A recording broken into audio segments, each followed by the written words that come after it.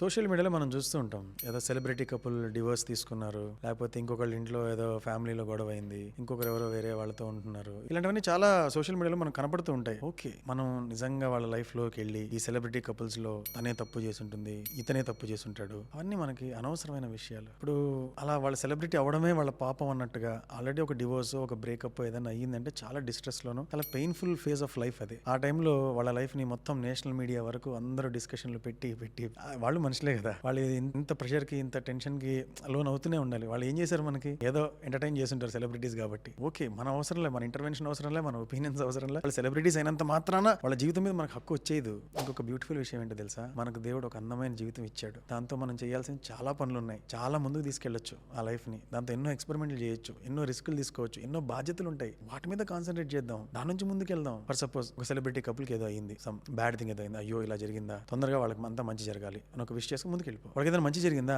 Hey good man, congratulations, all the best, ముందుకు వెళ్ళిపో. Why do you want to spend your time when there is demand, there will be supply. ఖచ్చితంగా interest మనం ఇచ్చే కొద్దీ content develop అవుతూనే ఉంటుంది. అన్నెసెసరీగా అందరి మొబైల్స్ లో, అందరి బుర్రల్లో ప్లాంటేషన్ జరుగుతూనే ఉంటుంది. గాసిప్స్ ఇవన్నీ పక్కన పెట్టేసి, నాకు చాలా బాధ కలిగించే విషయం ఏంటంటే, గాసిప్ రాసే వెబ్సైట్స్ కానీ, గాసిప్స్ ని టెలికాస్ట్ చేసే ఛానల్స్ కానీ, ఇవి చాలా ఎక్కువ పాపులారిటీ పొందుతున్నాయి. ఎందుకంటే దెర్ ఇస్ డిమాండ్. రీచ్ లేదంటే చెయ్యరు.